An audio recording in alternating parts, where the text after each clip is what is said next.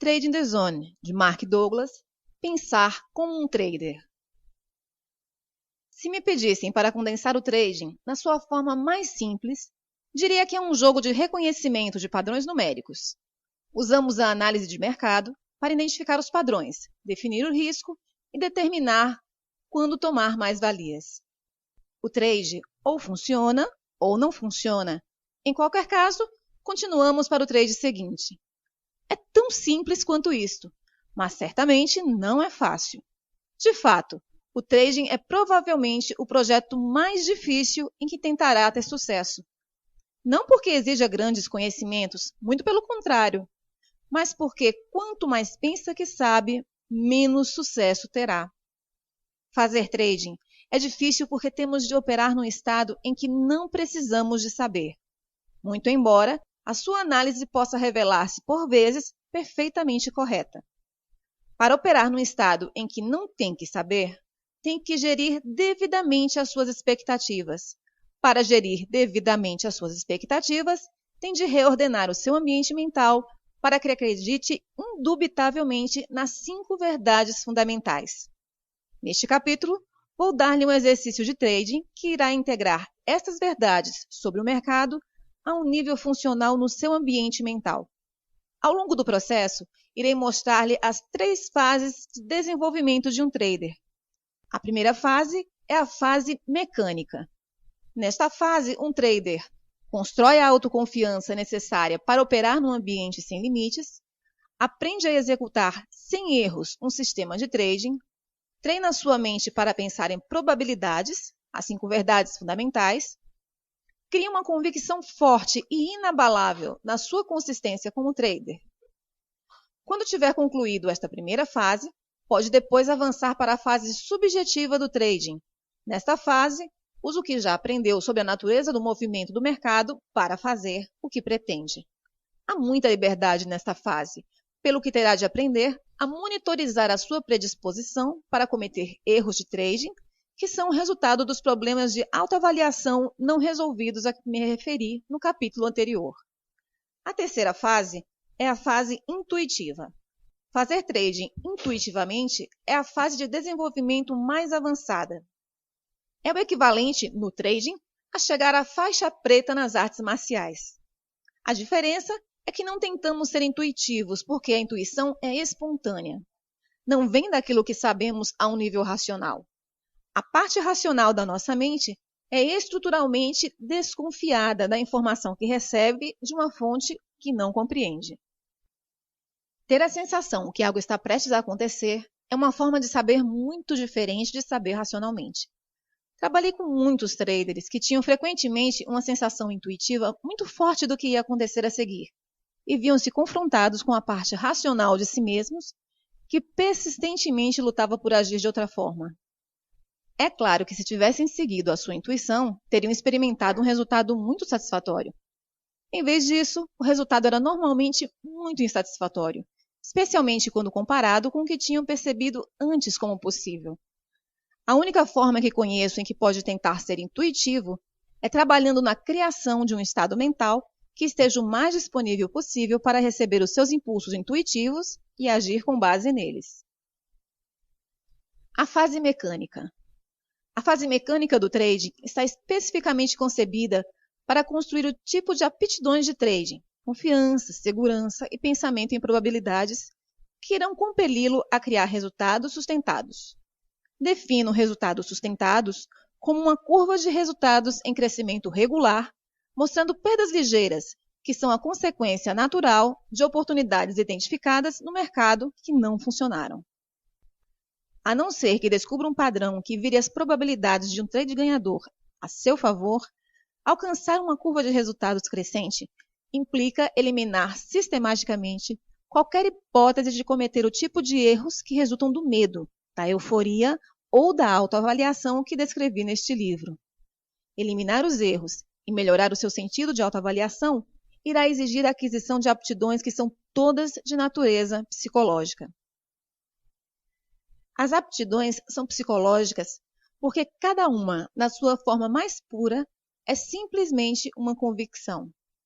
Lembre-se que as convicções determinam o nosso estado mental e moldam as nossas experiências de forma que reforçam constantemente aquilo que já acreditamos ser verdade. O grau de veracidade de uma convicção, relativamente às condições ambientais, pode ser determinado pela medida em que nos serve, ou seja, pela medida em que nos ajuda a satisfazer os nossos objetivos. Se produzir resultados sustentados for o seu objetivo principal como trader, então criar uma convicção, um conceito consciente dotado de energia que resiste à mudança e exige a expressão de que eu sou um trader consistentemente bem-sucedido, irá funcionar como a principal fonte de energia que irá gerir as suas percepções, interpretações, expectativas e ações, de modo que satisfaçam a convicção e, consequentemente, o seu objetivo. Criar uma convicção dominante de que eu sou um trader consistentemente bem-sucedido requer adesão a diversos princípios de sucesso consistente. Alguns destes princípios irão, sem dúvida, entrar em conflito com alguma das convicções que já adquiriu sobre o trading. Se for o caso, então o que tem é um exemplo clássico de uma convicção que está em conflito com o desejo. Neste caso, a dinâmica energética não é diferente da que existia no exemplo da criança, que queria ser como as outras crianças que não tinham medo de brincar com cães. Ela queria expressar-se de um modo que considerava, pelo menos de início, praticamente impossível. Para satisfazer o seu desejo, teve de entrar gradualmente num processo ativo de transformação. A sua técnica era simples. Tentava, tanto quanto podia, concentrar-se no que pretendia e, pouco a pouco, desativava a convicção anterior, reforçando a convicção que correspondia ao seu desejo. Num determinado momento, se esse for o seu desejo, terá também de entrar gradualmente no mesmo processo de transformação para se tornar um ganhador consistente. Quando se trata de transformação pessoal, os ingredientes mais importantes são a força de vontade, a clareza do propósito e a intensidade do desejo. Em última análise, para que este processo funcione, tem de escolher a consistência em detrimento de todas as outras razões ou justificações que tenha para fazer trading. Se todos esses ingredientes estiverem presentes em grau suficiente, então, independentemente dos obstáculos internos com que seja confrontado, aquilo que deseja irá acabar por prevalecer. Observe-se a si mesmo. O primeiro passo no processo de obtenção de consistência é começar a reparar naquilo que pensa, diz e faz. Por quê? Porque tudo o que pensamos, dizemos ou fazemos como traders contribui para alguma convicção no nosso sistema mental e, por conseguinte, reforça-a. Como o processo de se tornar consistente é de natureza psicológica, não é surpresa ter que começar a prestar atenção aos seus vários processos psicológicos. A ideia é aprender a tornar-se um observador atento dos seus próprios pensamentos, palavras e atos. A sua primeira linha de defesa contra o erro do trading é dar por si mesmo a pensar sobre ele. É claro que a última linha de defesa é dar por si próprio a agir. Se não se empenhar em tornar-se um observador atento destes processos, as suas tomadas de consciência virão sempre depois da ação, normalmente quando já está num profundo estado de arrependimento e frustração.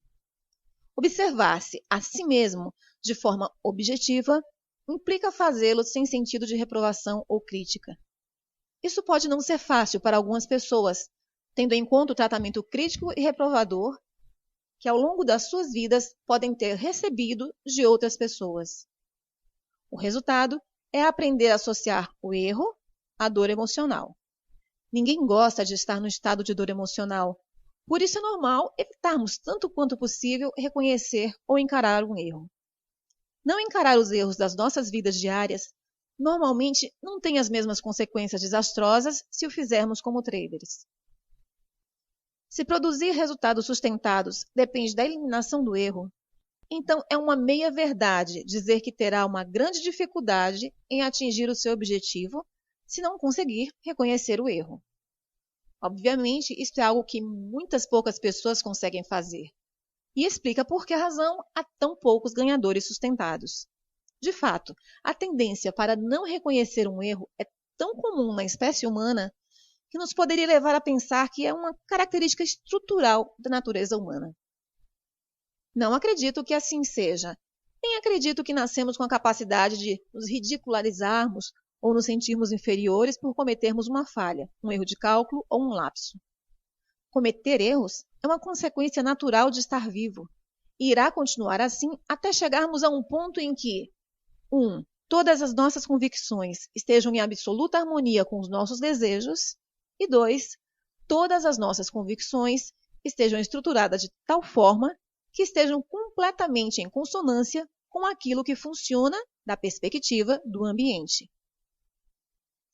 Obviamente que se as nossas convicções não estão em consonância com aquilo que funciona da perspectiva do ambiente, o potencial para cometer erros é alto, se não for mesmo inevitável. Não conseguiremos perceber o conjunto adequado de passos a dar para alcançarmos o nosso objetivo. Pior ainda, não conseguiremos perceber que aquilo que queremos pode não ser possível, ou possível na quantidade que desejamos ou na altura em que queremos. Por outro lado, os erros que resultam de convicções em conflito com os nossos objetivos nem sempre são visíveis ou óbvios. Sabemos que irão agir como forças oponentes, expressando as suas versões da verdade sobre a nossa consciência, e podem fazê-lo de diversas formas. O mais difícil de detectar é um pensamento que distrai, que causa um lapso momentâneo da concentração. À primeira vista, isto pode não parecer significativo, mas, tal como na analogia da ponte sobre o desfiladeiro, quando está muito em risco, uma pequena distração pode resultar num erro de proporções desastrosas. Este princípio aplica-se seja ao trading, a eventos desportivos ou à programação informática. Quando o nosso propósito é claro e não é traído por qualquer energia em oposição, então a nossa capacidade de nos mantermos focados é maior e torna mais provável alcançarmos o nosso objetivo. Defini anteriormente uma atitude ganhadora como uma expectativa positiva dos nossos esforços, com uma aceitação de que quaisquer que sejam os resultados, eles são um reflexo perfeito do nosso nível de desenvolvimento e daquilo que precisamos de aprender a fazer melhor. O que distingue os atletas e os artistas consistentemente fantásticos de todos os outros é a sua nítida ausência de medo de cometer um erro.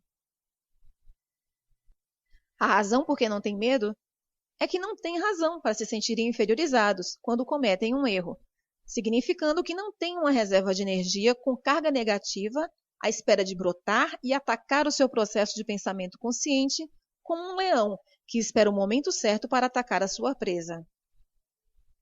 O que é que explica esta capacidade rara para ultrapassarem rapidamente os seus erros sem se autocriticarem? Uma explicação pode ser o fato de terem crescido com pais e professores incomuns, que pelas suas palavras e exemplos os ensinaram a corrigir os seus erros com amor genuíno, afeto e aceitação. Digo incomuns porque muitos de nós crescemos precisamente com a experiência oposta. Ensinaram-nos a corrigir os nossos erros com zanga, impaciência e uma nítida falta de aceitação. Com certeza que os grandes atletas, com grandes vitórias passadas, encararam os erros como forma de adquirir uma convicção de que os erros simplesmente apontam o caminho para onde precisam concentrar os seus esforços para crescerem e melhorarem-se a si mesmos. Com uma convicção como esta, não há fonte de energia com carga negativa capaz de gerar pensamentos autocríticos. No entanto, nós, que crescemos experimentando as reações negativas às nossas ações, iríamos naturalmente adquirir convicções sobre os erros. Os erros têm de ser evitados a todo custo, ou deve haver algo errado comigo se cometer um erro, ou devo ser um incompetente. Lembre-se que cada pensamento, palavra e ato reforça alguma convicção que tenhamos sobre nós mesmos. Se, por uma autocrítica negativa repetida, adquirimos uma convicção de que estragamos tudo, essa convicção irá encontrar uma forma de se exprimir nos nossos pensamentos, fazendo com que nos tornemos distraídos e com que estraguemos tudo, através das nossas palavras, fazendo-nos dizer coisas sobre nós mesmos ou sobre os outros, se observarmos as mesmas características neles, que refletem a nossa convicção e que se refletem nas nossas ações, nos nossos comportamentos, fazendo-nos comportar de forma claramente autossabotadora. Se vai ser um vencedor consistente, não pode deixar que o erro ocorra num contexto de carga negativa, como é visto pela maioria das pessoas.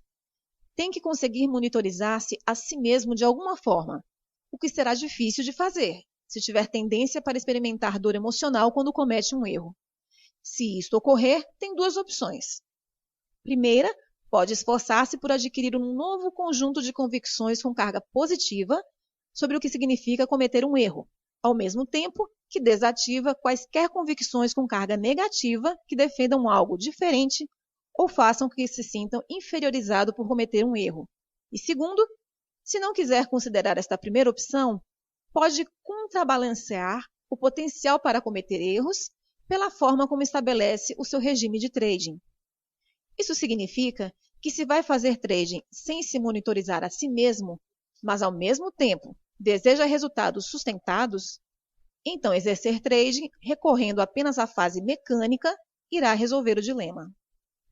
De qualquer forma, aprender a monitorizar-se a si mesmo é um processo relativamente simples quando se tiver libertado da energia com a carga negativa associada a erros.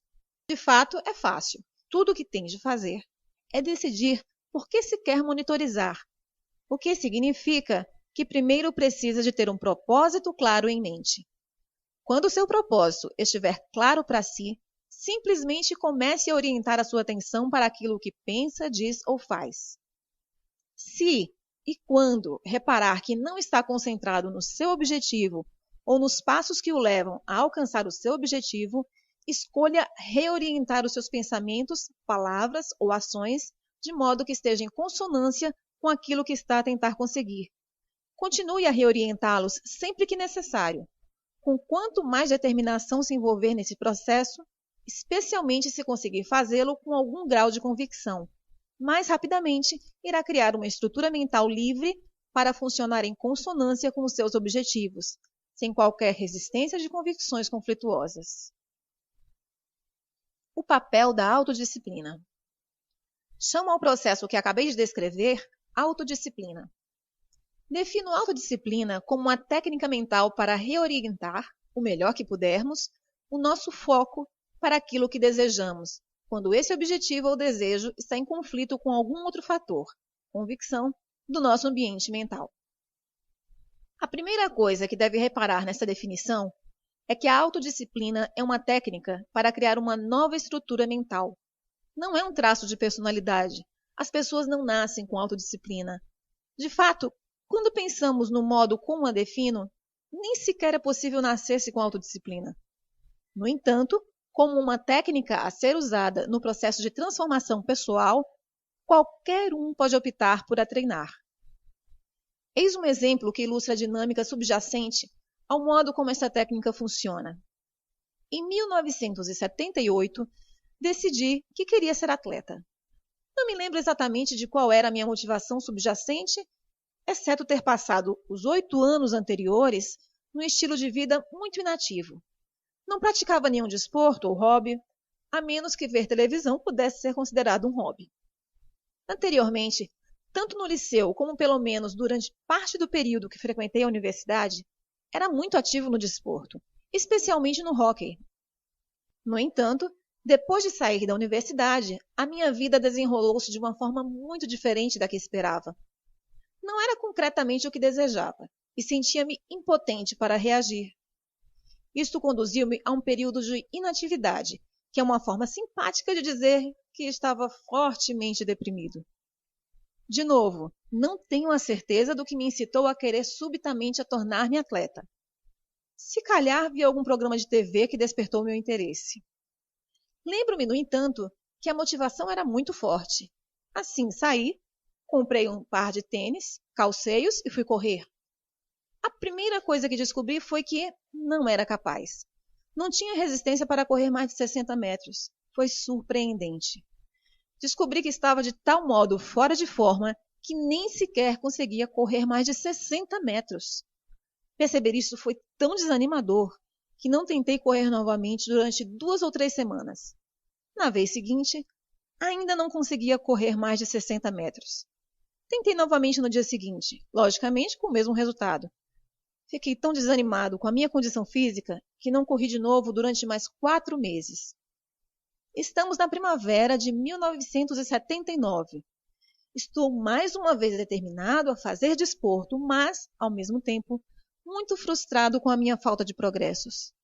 Enquanto contemplava o meu dilema, ocorreu-me que um dos meus problemas era que não tinha um objetivo em função do qual trabalhar.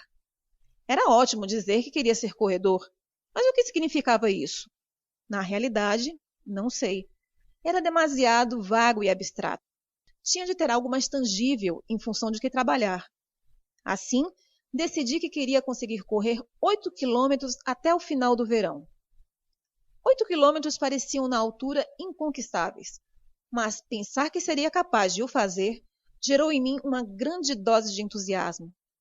Este maior nível de entusiasmo deu-me um incentivo suficiente para correr 4 vezes naquela semana. No final dessa primeira semana, fiquei surpreendido ao descobrir que bastou um pouco de exercício para melhorar a minha resistência e capacidade para correr mais.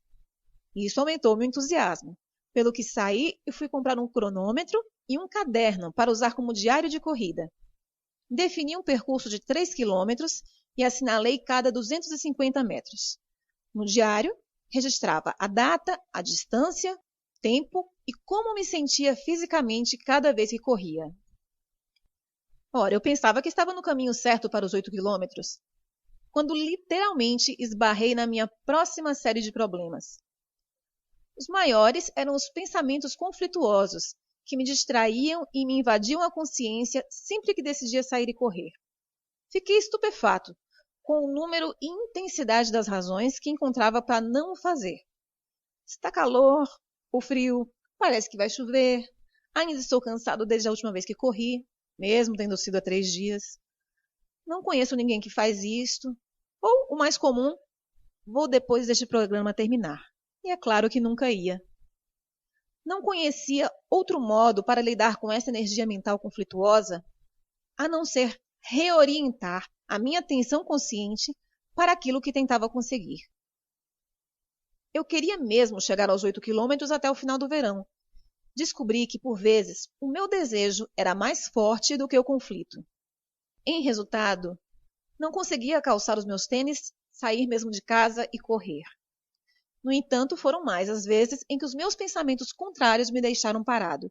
De fato, nas fases iniciais, estimo que 2/3 do tempo não consegui ultrapassar a energia negativa. O próximo problema que me deparei foi quando me aproximei dos 1.500 metros. Fiquei tão entusiasmado comigo mesmo que me ocorreu que iria precisar de um mecanismo adicional para me fazer chegar aos 8.000. Pensei que quando chegasse ao ponto em que não conseguisse correr 3 ou talvez 5 quilômetros, ficaria de tal modo satisfeito comigo mesmo que não iria sentir qualquer necessidade de cumprir o meu objetivo dos 8 quilômetros. Assim, estabeleci uma regra para mim mesmo. Poderia chamar-lhe a regra dos 8 quilômetros.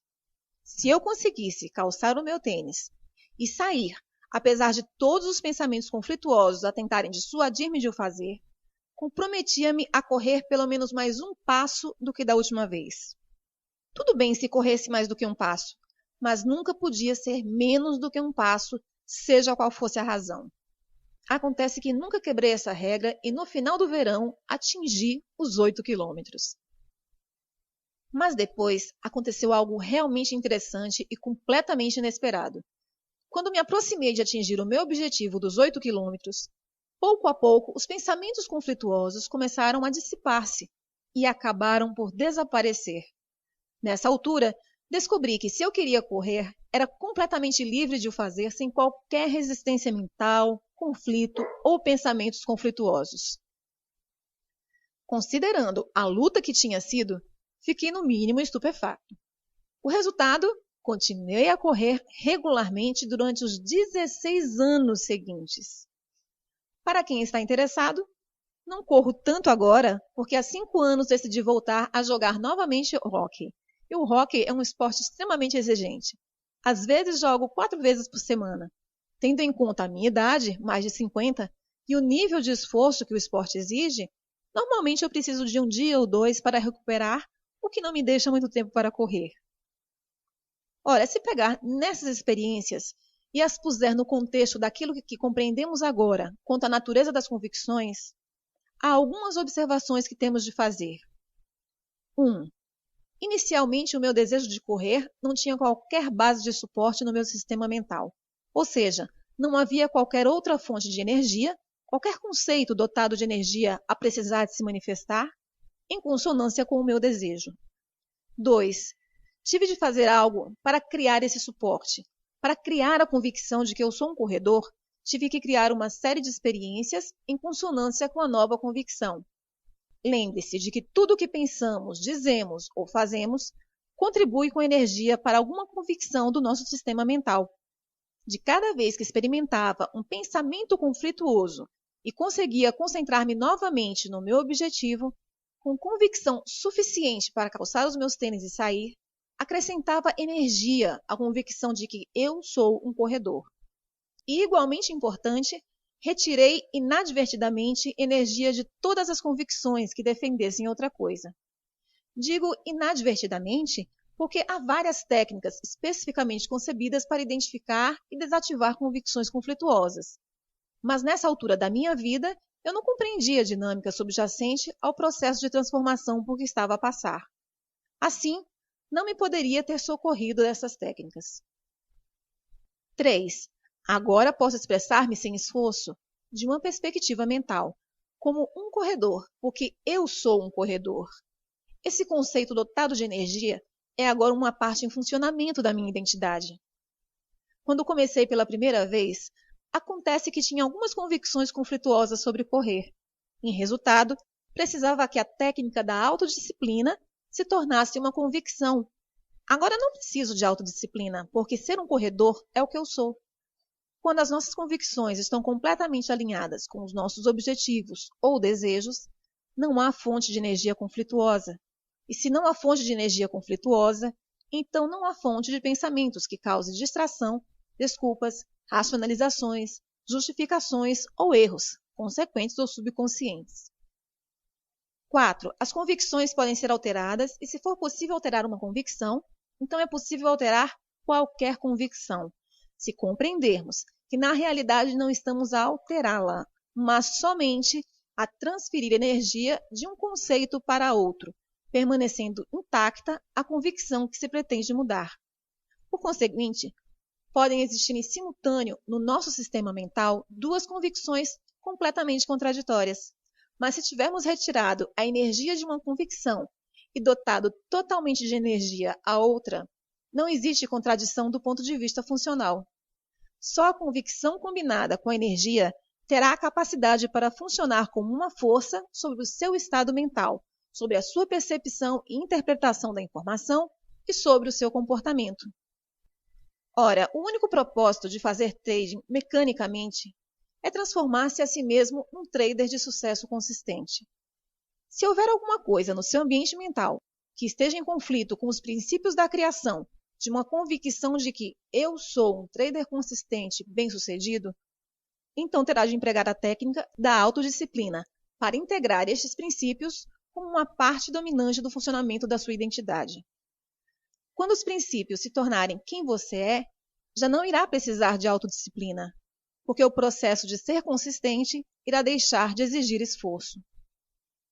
Lembre-se que a consistência não é a mesma coisa que a capacidade de abrir uma ou várias posições ganhadoras, porque abrir uma posição ganhadora não exige absolutamente nenhuma aptidão. Tudo o que tem de fazer é adivinhar corretamente, o que não difere em nada de adivinhar o resultado do lançamento de uma moeda ao ar, enquanto que a consistência é um estado mental que, uma vez atingido, não irá permitir-lhe ser de qualquer outra maneira. Não terá que tentar ser consistente, porque tal decorrerá naturalmente da sua identidade. De fato, se tiver de tentar, é uma indicação de que não integrou completamente os princípios do sucesso, consistente como convicção dominante e não conflituosa. Por exemplo, predefinir o seu nível de risco é um passo no processo de ser consistente. Se for preciso qualquer esforço especial para predefinir o seu risco, se tiver de se lembrar a si mesmo conscientemente de o fazer, se experimentar quaisquer pensamentos conflituosos, no fundo tentando dissuadi-lo de o fazer, ou se encontrar numa posição em que não predefiniu o seu risco, então este princípio não é uma parte dominante do funcionamento da sua identidade. Não é quem você é. Se fosse, nem sequer lhe iria ocorrer não predefinir o seu risco. Se e quando todas as fontes de conflito tiverem sido desativadas, já que não há qualquer potencial para que seja de qualquer outra maneira, o que uma vez foi uma luta irá acabar por não exigir esforço agora.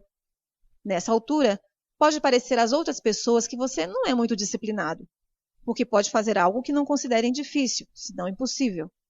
Mas a realidade é que não está a ser de modo algum disciplinado, está simplesmente a funcionar com base num conjunto diferente de convicções que o compelem a comportar-se de um modo que está em consonância com os seus desejos, propósitos ou objetivos. Desenvolver a convicção da consistência. Criar uma convicção de que eu sou um vencedor consistente é o principal objetivo, mas, tal como a minha intenção de me tornar corredor, é demasiado ampla e abstrata para implementar sem a decompor num processo gradual. Assim, o que vou fazer é decompor essa convicção nas suas menores partes e depois dar-lhe um plano para integrar cada parte com uma convicção dominante. As seguintes subconvicções são as componentes básicas que fornecem a estrutura elementar do significado de ser um vencedor consistente. Eu sou um vencedor consistente porque 1. Identifico objetivamente as minhas oportunidades. 2. Predefino o risco de cada trader. 3. Aceito completamente o risco e estou disposto a fechar a posição se o mercado se virar contra mim. 4. Ajo sobre as minhas oportunidades sem reservas ou hesitações. 5. Tomo os meus lucros quando o mercado me disponibiliza dinheiro. 6. Monitorizo continuamente a minha susceptibilidade para cometer erros. 7. Compreendo a absoluta necessidade destes princípios de sucesso consistente e, por conseguinte, nunca os violo. Estas convicções são os 7 princípios da consistência. Integrar estes princípios no seu sistema mental a um nível funcional exige que crie propositadamente um conjunto de experiências que estejam em consonância com eles. Isso não difere em nada da criança que queria brincar com cães ou do meu desejo de ser corredor. Antes de conseguir brincar com o cão, a criança teve primeiro que fazer várias tentativas para se aproximar de um cão. No final, quando o peso preponderante da energia no seu sistema mental foi transferido, conseguiu brincar com cães sem qualquer resistência interna. Para me tornar um corredor, tive de criar a experiência de correr contra tudo dentro de mim, a defender o contrário. No final, à medida que a energia era transferida para esta nova definição de mim mesmo, correr tornou-se uma expressão natural da minha identidade. É óbvio que aquilo que estamos a tentar conseguir é muito mais complexo do que tornar-se um corredor ou afagar um cão, mas a dinâmica subjacente a esses processos é idêntica. Comecemos com um objetivo específico. O primeiro princípio da consistência é a convicção de que eu identifico objetivamente as minhas oportunidades. A palavra-chave aqui é objetivamente. Ser objetivo significa que não é possível definir, interpretar e, por conseguinte, interpretar qualquer informação do mercado como negativa ou positiva. A forma de ser objetivo é operar com base em convicções que mantêm neutras as nossas expectativas e ter sempre em conta forças desconhecidas. Lembre-se que tem de treinar especificamente a sua mente para ser objetiva e ficar concentrada no fluxo de oportunidades do momento presente. As nossas mentes não estão naturalmente programadas para pensar deste modo. Assim, para sermos observadores objetivos, temos de aprender a pensar do ponto de vista do mercado, onde há sempre forças desconhecidas, traders, à espera de agir sobre o movimento dos preços. Por conseguinte, da perspectiva do mercado, cada momento é verdadeiramente único, embora o momento possa parecer, soar ou ser sentido exatamente como algum outro momento passado, registrado no seu banco de memórias. No instante em que decide, ou considera que sabe o que vai acontecer a seguir, irá automaticamente esperar acertar. No entanto, aquilo que sabe, pelo menos ao nível racional de pensamento, só pode ter em conta o seu passado, que pode não ter qualquer relação com aquilo que está realmente a acontecer do ponto de vista do mercado. Nessa altura, qualquer informação do mercado que não esteja em consonância com a sua expectativa tem o potencial para ser interpretada como ameaçadora. Para evitar sofrer, a sua mente irá automaticamente compensar, com mecanismos de proteção conscientes e subconscientes, quaisquer diferenças entre aquilo que espera e aquilo que o mercado está a oferecer. Aquilo que irá experimentar é normalmente chamado uma ilusão. Num estado de ilusão, não somos objetivos, nem estamos ligados ao fluxo de oportunidades do momento presente. Em vez disso, tornamos-nos suscetíveis de cometer todos os erros de trading típicos. Hesitar, agir precipitadamente, não predefinir o risco, definir o risco, mas recusar a aceitar a perda, e manter aberta uma posição que vai agravar a perda, sair demasiado cedo de uma posição a ganhar, não pegar lucros, entrar em perdas numa posição que já tinha ganhos, alterar uma ordem de stop para um ponto mais perto do ponto de entrada, ficar de fora temporariamente e observar o mercado a transacionar novamente ao seu favor, ou entrar numa posição demasiado grande em relação ao capital. As 5 verdades fundamentais sobre o mercado irão manter neutras as suas expectativas, focar a sua mente no fluxo de oportunidades do momento presente, ao dissociar o momento presente do passado, e, por conseguinte, eliminar o seu potencial para cometer estes erros. Quando parar de cometer erros de trading, irá começar a confiar em si mesmo. À medida que o seu sentido de autoconfiança aumentar, também irá aumentar a sua segurança. Quanto maior for a sua segurança, mais fácil será executar os seus trades, agir sobre as suas oportunidades sem reservas ou hesitações. As 5 verdades irão também criar um estado mental em que irá genuinamente aceitar os riscos de trading. Quando aceitar genuinamente os riscos, estará tranquilo com qualquer resultado. E quando estiver tranquilo com qualquer resultado, irá experimentar um estado mental despreocupado e objetivo, em que se disponibiliza para perceber e agir sobre qualquer coisa que o mercado lhe estiver a oferecer, do ponto de vista do mercado, num determinado momento presente. O primeiro objetivo é integrar a convicção dominante que eu defino objetivamente as minhas oportunidades. O desafio agora é: como chegar lá? Como é que se transforma numa pessoa que pensa consistentemente da perspectiva do mercado?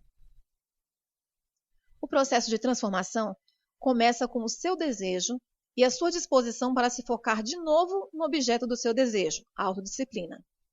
O desejo é uma força. Não tem de coincidir ou estar de acordo com algo em que acredite ser a verdade sobre a natureza do trading. Um desejo claro que vise diretamente um objetivo específico é uma ferramenta muito poderosa. Pode usar a força do seu desejo para criar uma versão ou dimensão inteiramente nova para a sua identidade, transferir energia entre 2 ou mais ideias em conflito, ou mudar o contexto ou a polarização das suas memórias de negativa para positiva. Tenho a certeza que conhece a expressão decida-se. A implicação de nos decidirmos é escolhermos exatamente aquilo que queremos com tanta clareza, sem dúvidas e com tanta convicção que literalmente nada se atravessa no nosso caminho, seja interna ou externamente. Se houver força suficiente por detrás da nossa resolução, é possível experimentar uma grande mudança na nossa estrutura mental, praticamente de forma instantânea. Desativar conflitos internos não é uma questão de tempo. é um desejo centrado na finalidade, embora possa ser preciso uma quantidade considerável de tempo para chegar ao ponto em que realmente nos decidimos. De outro modo, na ausência de uma clareza e uma convicção extremas, a técnica da autodisciplina, com o tempo, irá fazer esse trabalho bastante bem, se, é claro, estiver disposto a usá-la. Para lá chegar, tem de decidir com o máximo de convicções e clareza que, acima de outra coisa qualquer, deseja a consistência, o estado mental de confiança, segurança e objetividade do seu trading. Isso é necessário, porque se for como a maioria dos traders, irá enfrentar algumas forças conflituosas muito temíveis. Por exemplo, se tem estado a fazer trading para se sentir bem com a euforia de pegar um grande movimento, para impressionar sua família e amigos, para ser um herói, para satisfazer uma dependência econômica, para acertar nas suas previsões ou por qualquer outra razão que não tenha nada a ver com ser consistente, então irá descobrir que a força destas outras motivações irá não só agir como um obstáculo, dificultando muito o exercício de trading que estou prestes a dar-lhe, mas podia muito bem ser suficientemente forte para o impedir de fazer sequer o exercício. Lembra-se da criança que não tinha desejo de ser como as outras crianças e interagir com cães? No fundo, decidiu viver com a contradição ativa, a sua convicção minimamente dotada de carga positiva de que nem todos os cães são perigosos e a sua convicção elementar, dotada de carga negativa, de que todos os cães são perigosos.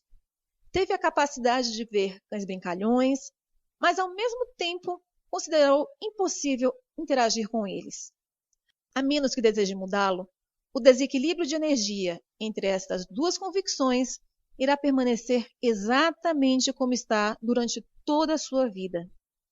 Só para começar o processo, tem de querer tanto a consistência que tem de estar disposto a desistir de todas as outras razões, motivações ou planos para fazer trading que não estejam em consonância com o processo de integração das convicções para criar consciência. Um desejo claro e intenso é um pré-requisito incondicional se quer fazer com que este processo funcione com você.